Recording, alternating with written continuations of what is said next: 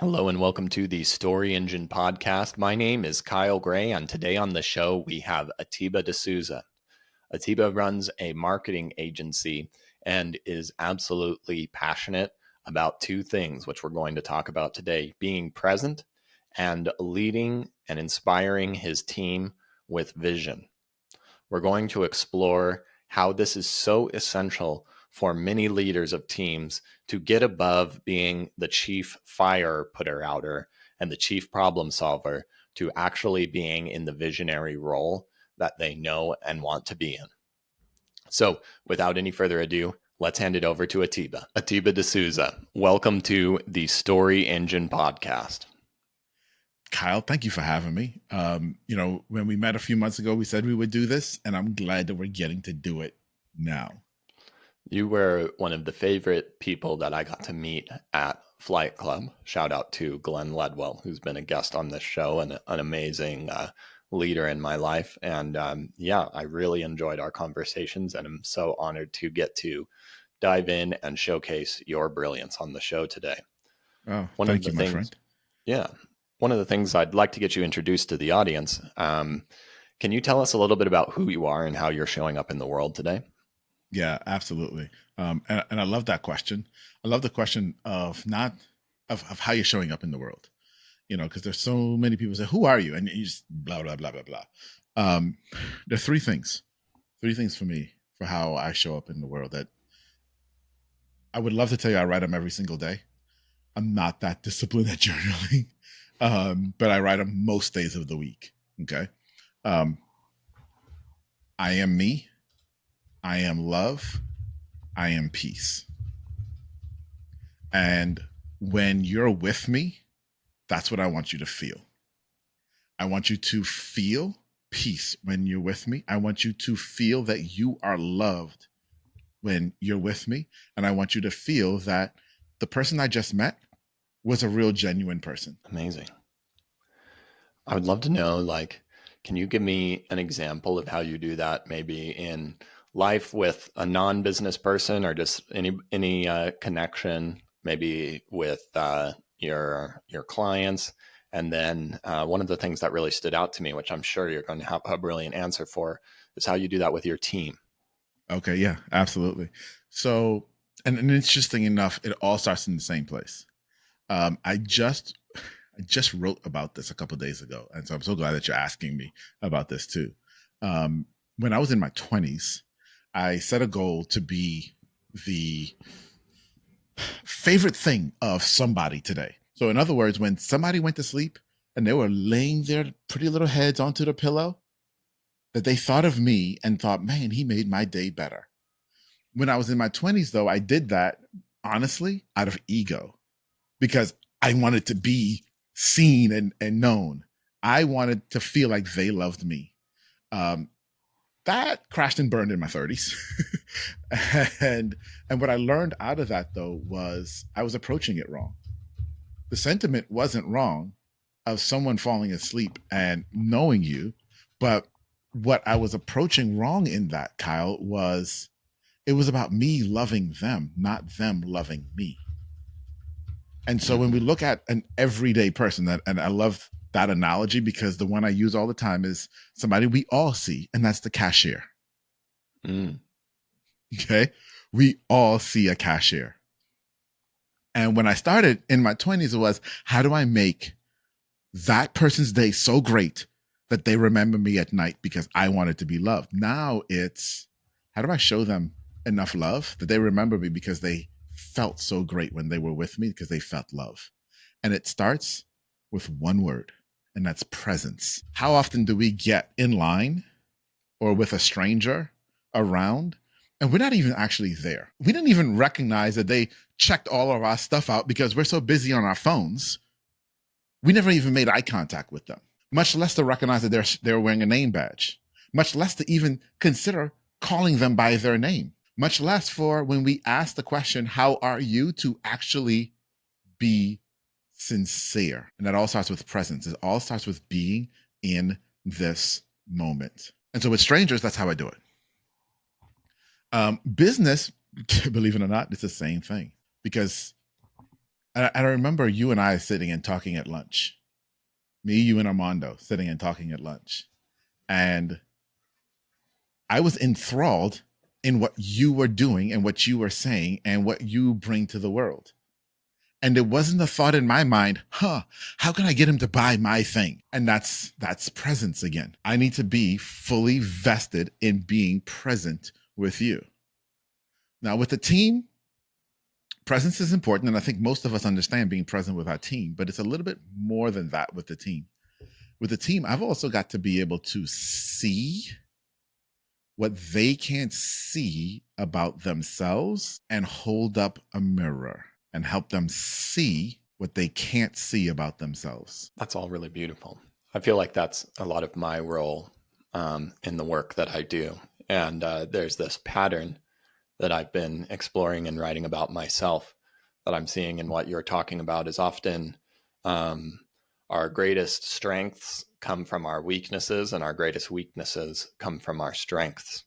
And what you mentioned about wanting to make a big impression, wanting to be known, wanting to be loved comes from a really vulnerable place that I think a lot of us want and a lot of us fear, especially when putting ourselves out into the world.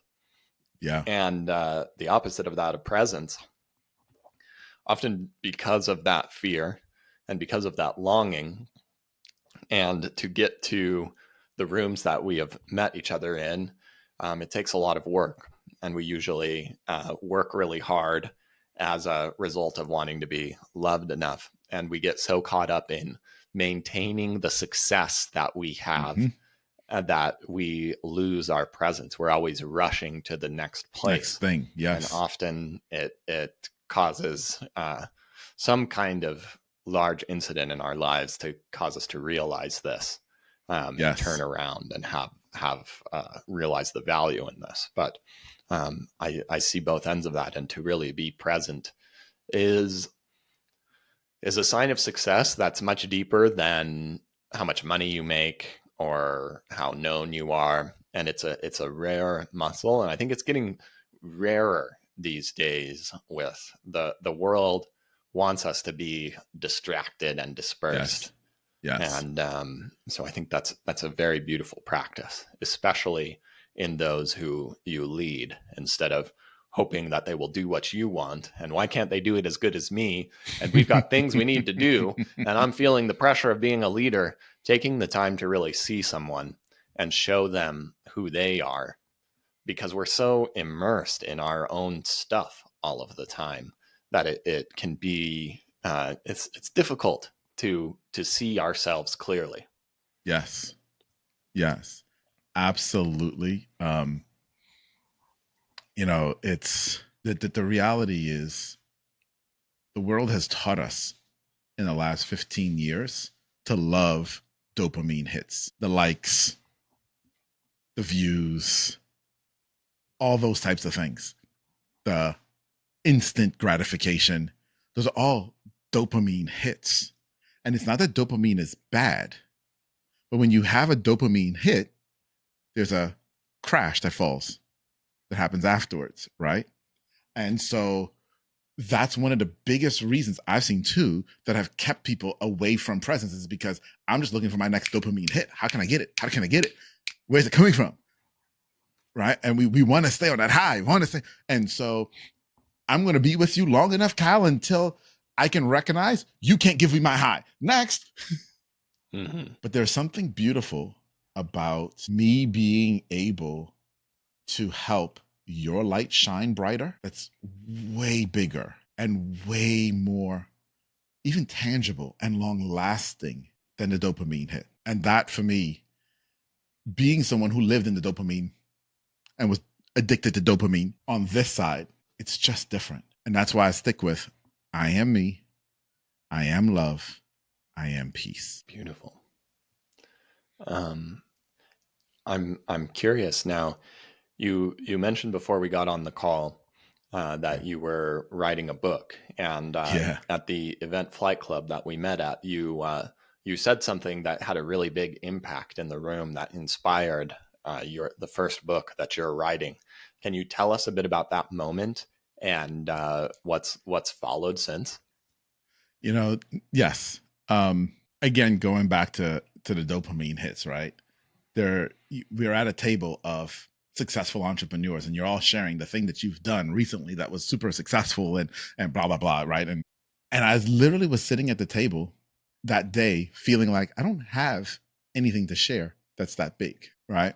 And people are going around, and I still didn't have anything. And then when it came around to my turn, just before my turn, I was like, okay, well, I can share the fact that I don't answer questions, because a lot of us as entrepreneurs dealing with employees, we get lots of questions, and it bogs us down, and we get frustrated. And back to the why can't they do it like me and all this other stuff, and it's like I don't actually suffer with that much anymore. And so I just shared that. And then that allowed me to then share it with the entire room. And, getting up in front of a room of 100, almost 100 entrepreneurs, about 80 entrepreneurs who have done a lot in the world, and say that you don't answer questions of your staff when half of them weren't listening to you because they were answering a question of their staff. I guess it got a lot of people's attention. And I didn't really think it was a big deal. But the number of people that have had conversations with me that weekend and since then about it caused me to recognize that there was a major thing there that we had figured out that other people needed. And I literally, we were at Flight Club, and then after that I went to San Diego, and I had another event in San Diego for 4 days. And then that following Monday, I was just like, okay, I'm writing this book. And I just sat down and it just poured out. And it poured out because, and this is my belief, I'm just sharing how we built our company. And I'm just sharing how I've helped, because I have taught this to other people and it's been helpful to them. I just didn't think it would be helpful at scale. Absolutely. This also goes to the weakness in strength. And this is something I see in a lot of the people that I work with, because people that come to work with me, they're often very time poor because they're busy managing a very successful business. And so they want somebody to help organize their thoughts and into a talk very quickly. And one of the things that's happening is they are leaning on what they're good at, which is working hard and solving problems. And a lot of the times when somebody comes up to you on your team and has a problem, you just solve it immediately, which a lot of times steps on your team's toes and disempowers them and encourages more of that in the long run. And they've become so burdened by this pattern, and they don't realize that they're feeding into it. And creating a talk that is actually successful allows them to be like, wow, there's a lot more valuable things I could be doing. And they change how they relate to themselves. And just to make sure that this point drives all the way home, you don't ask questions, or you don't answer your team's questions. What do you do instead? There were some very powerful practical things that were a part of this. Yeah. And I want to share something, but even before I answer your question, that I just learned myself. I've not spent much of my life reading or studying Brendan Burchard. I actually just read the first one of his books this past weekend. Okay. And he said something in that book that I was like, holy crap, way to encapsulate it all. That was really, really good.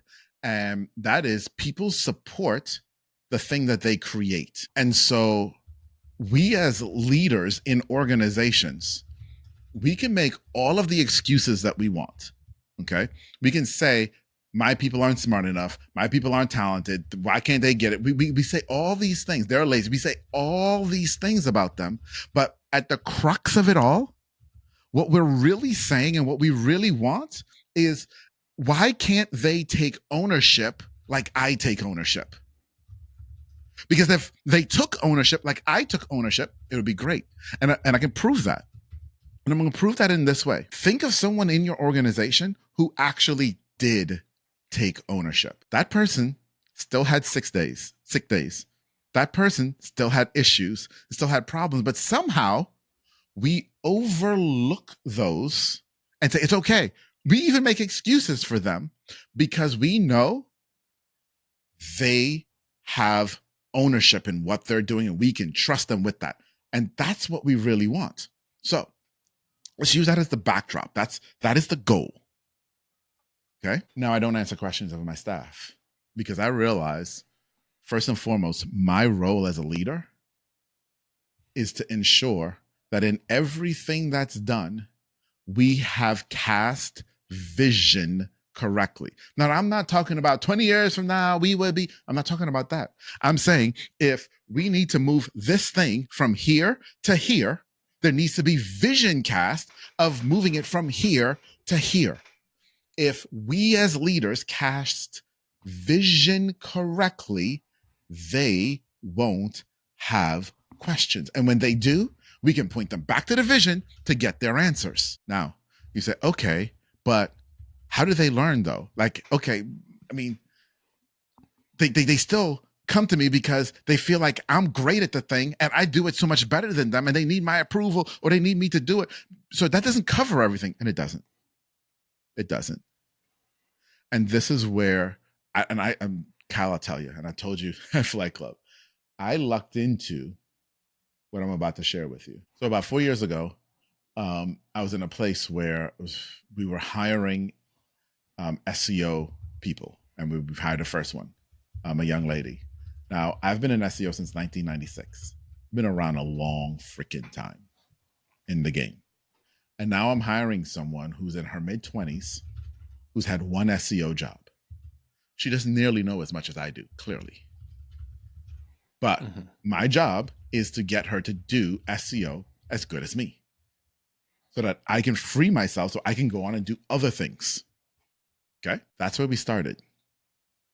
About 6 weeks in, we've had 4 meetings in a row where she left the meeting crying because she felt inadequate, because she did what I told her to do, but she got the wrong answer. And I was frustrated because I couldn't understand why she wasn't getting it. And so we entered this meeting on a Tuesday morning, Kyle.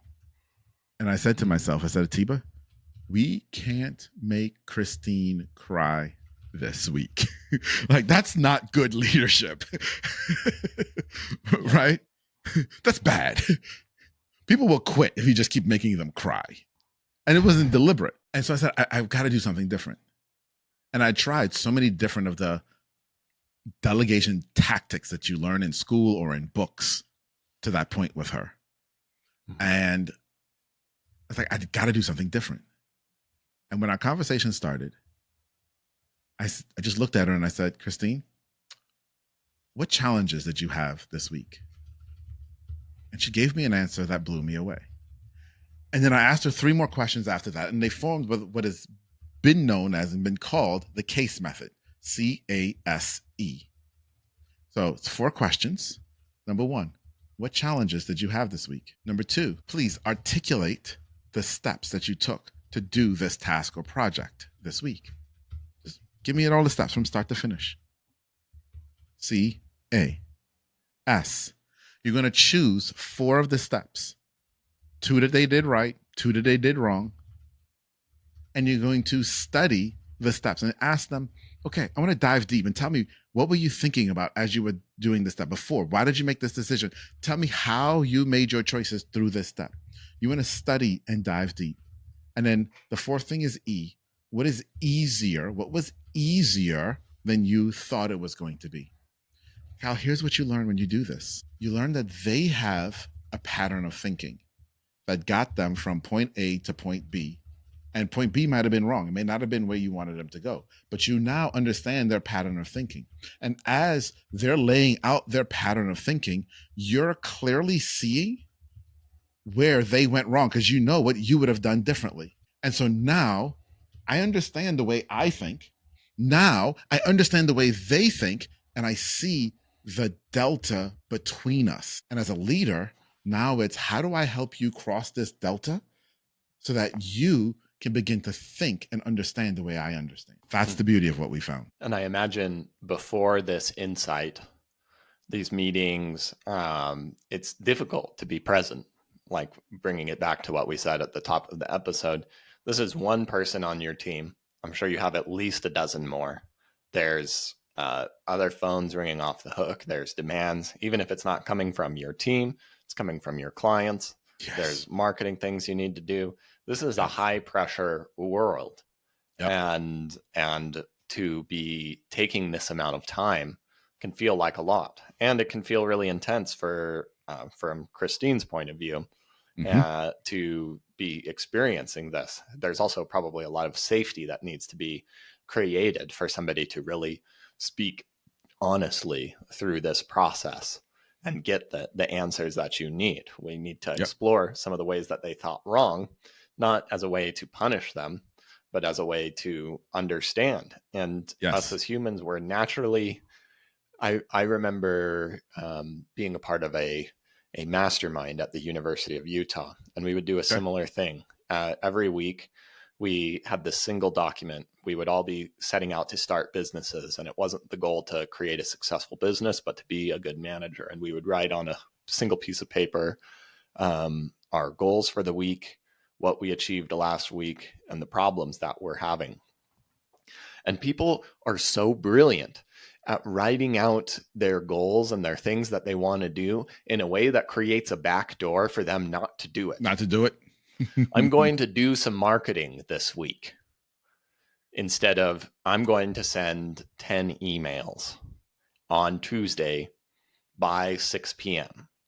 And trying to get from the first statement to the second statement feels uncomfortable for the person because it feels like we're questioning their integrity in a lot of ways, but there's a curiosity to this that needs to be bared with and gone through so that we can get real clarity. But it's not, there's something about just our culture that it's natural for us to create these back doors, to feel polite up front, but to really weasel our way out of our own integrity. Yeah. Well, what's interesting is we deal with that in the book. And, you know, a lot of people say, oh, wow, that's so simple. It's just those 4 questions. And like, yeah, it is. But it's the implementation of them. Because you can ask those 4 questions in a way that completely undermine your staff. You can ask those questions that create backdoors, right? And we cover that in the book as well. We look at how we actually ask questions, to help someone else understand that, okay, what you did doesn't hit the mark, and have them uncover the mark, right? Going back to that quote that I shared with you a little bit earlier, right? That people are going to gravitate and they're going to stick with things that they create. And so when you're dealing with humans and you're dealing with your team, when they feel like I work for you and I just do what you say and it's a dictation, guess what? You'll always be trapped in your business. But when they get to that place of co-creation with you, now they're vested. Now they're willing to stand next to you. They're willing to fight with you because they're going to be hard times. They're going to be great times. But as a leader, as a business owner, it's the only way for us to ever get free. Yeah. Was this call with Christine, was this over Zoom virtually? Was it an in-person meeting? Yeah, it was. Yeah. It was virtual.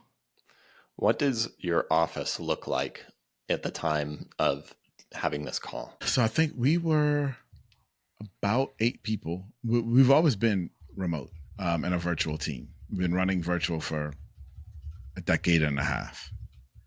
So that wasn't anything new. And we were about 8 or 9 people at the time. I think so. I think about 8 or 9. And it was important because SEO was the last fulfillment piece that I had my hands in. And so we couldn't grow while I was still the bottleneck there. And that's why I knew it was so important, and why I knew I gotta stop making this girl cry. You know, other than just the human side of it. Yeah. Right. It's been almost 3 years since I've done any SEO, and my team does SEO better than me now. And so that's the other side. There are a lot of lies that we learn in delegation. One of them that I believed for a long time that I was even trying to get Christine to was, if you could just be 80% as good as me, I'll be okay. And that's a massive lie. How many of us started a business so they could only be 80% good? Like, that's not why we did it. We're never going to feel good about that. And now my team is better than me. So they've gone past 100%, right? It was so funny. I was overhearing a call my wife was on earlier today.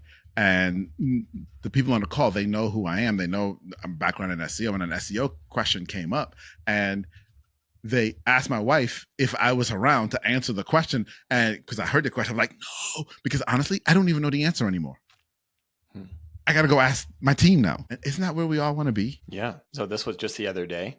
What else are you up to now that what are some of the high priority things, high leverage things? What are the things that you're loving to do?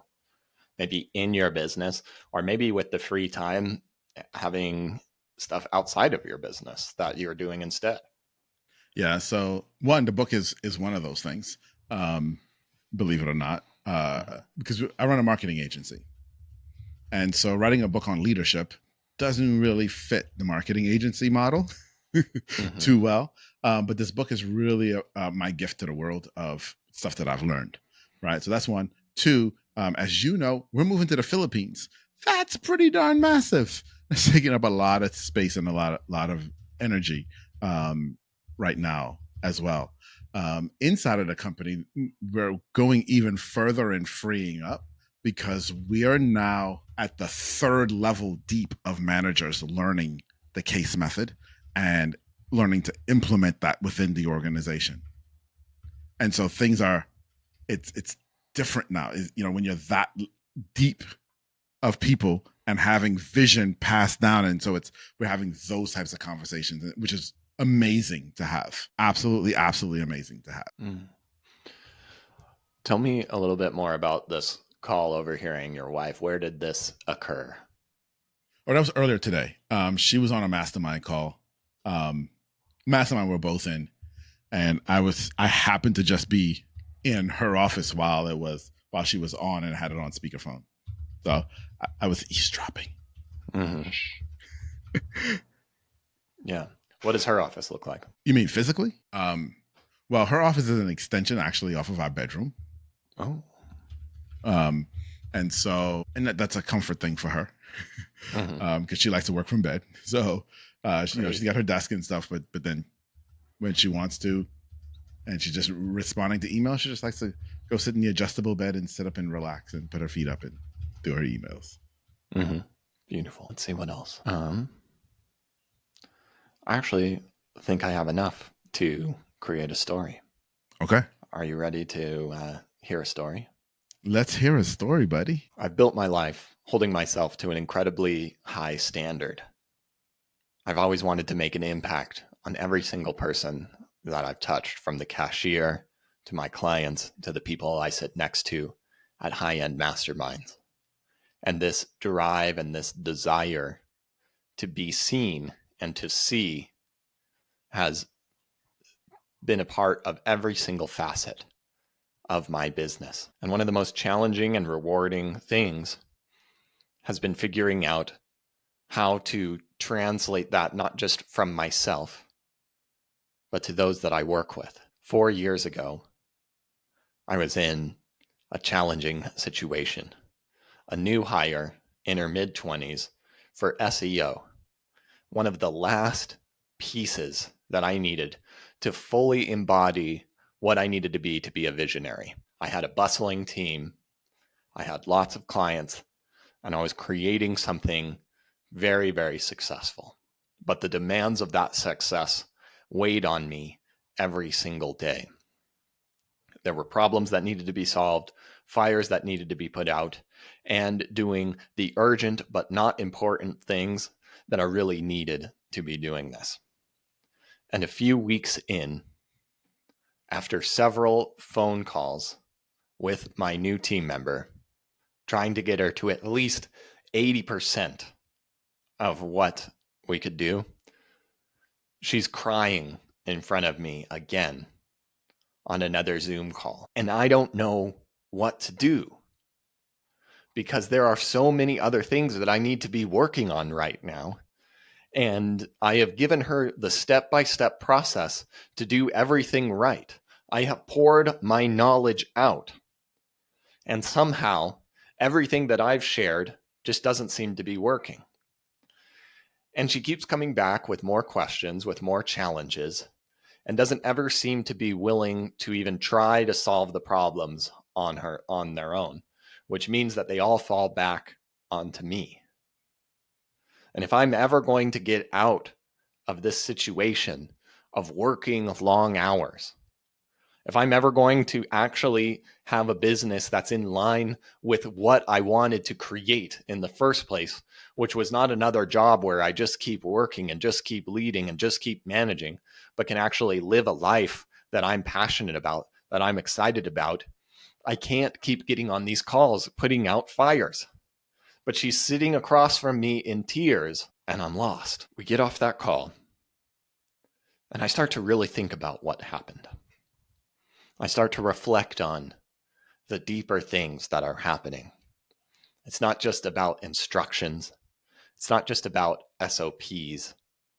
There's more happening here. And this was the very beginnings of what I call the case method. I needed to throw out all of the myths of what delegation should look like and should be, and start to reinvent what it means to be a great leader and what it means to be on my team. I needed to inspire ownership and vision.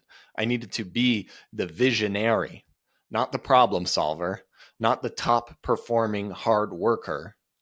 I needed to be in my greatest gifts. I thought hard about this and started to reinvent how I asked questions and what I looked for on these calls.